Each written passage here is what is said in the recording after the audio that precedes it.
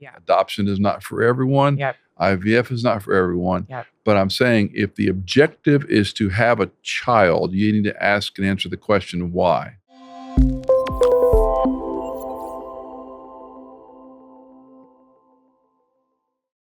This is Ask Dr. E, where Dr. Michael Easley answers your biblical or theological questions in 10 minutes or less. Today's question, I don't know if it was a text or email. I did not put it in my notes, but it reads, "Hi, Dr. E. My husband and I are looking at the option of IVF in our fertility journey. Do you think that there is a biblical way to go about this process?" I've got some links that we're going to put in the show notes. One is an interview we did with Joy Riley a long time ago. She's a dear friend. She's a medical doctor. She wrote a book on Christian ethics with Scott Ray was the pastor, because pastors get confronted with these kind of questions frequently. And so she and the pastor wrote this book. It's a great book. And then there's a really good article by Focus on the Family authors, and one by John Piper, I believe. No, excuse me, Wayne Grudem, on his ethics book. Okay. So and they're short, they're not super lengthy, so they're accessible. So they're the experts, and I want to be very cautious about that. Now, number one, we got great compassion for people going through infertility. Your mom and I went through it for years. Yeah. You're our first and only bio child, and we have 3 adopted children, and that's a story for another time, but we understand that. We had acquaintances that went 10 plus years doing IVF, and in those days it was $15,000 a pop. Yeah. I think now it's probably $2,000, maybe $3,000 a pop. I do not know that's... It's very expensive. I don't know if insurance companies, I don't believe they cover it. The depth of this ethically is why I have these links. It gets really complicated, and it's getting more complicated as technology advances. One of the interesting things, a finer point, talks about confidence of identity. Okay. You go through IVF, your little son or daughter doesn't quite look like you, doesn't have your traits. They get older, and you go, this child isn't ours. And this is one of these, how do you even address this issue? Yeah. Would you do DNA samples on yourself? Would Right. you just say, this is our child from the day we brought him or her home? Right. I mean, it's really, ethically, there's a lot of layers to it. Now, let's just go at the baseline. Number one, I don't think it's immoral or against God's order to use medical technology for our advances. Now, there are some ethical lines, Sure. but that's a general principle that needs to be looked at deeper. Secondly, don't underestimate the cost of this procedure. Yeah. These aren't necessarily prioritized, but it's expensive. Yeah. And you and your spouse need to say, how long are we going to do this? Right. When your mom and I, before you were born, and after you were born, I'm trying to think.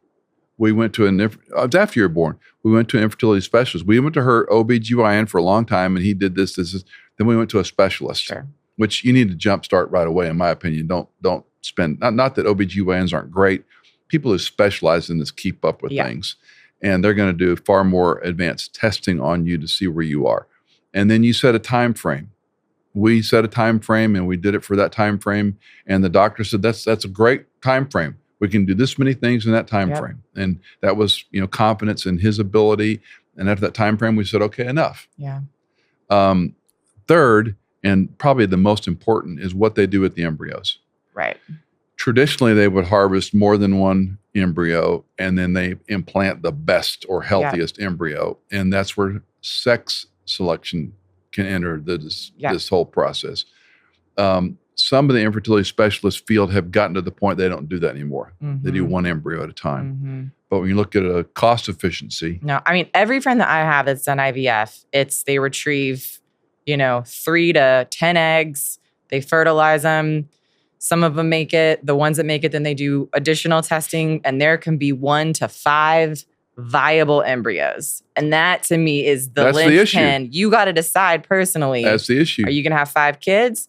Are you going to be okay only having 2 and knowing that there's 3 frozen embryos? And you're going to freeze them. And this is back to the identity confidence. They're frozen.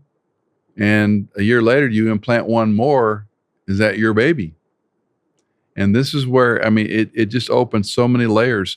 So that's where to go through this process, in my opinion, and we have a whole snowflake baby industry that's in conundrums right now, because the super pro life people are, you can't destroy those frozen embryos. Right.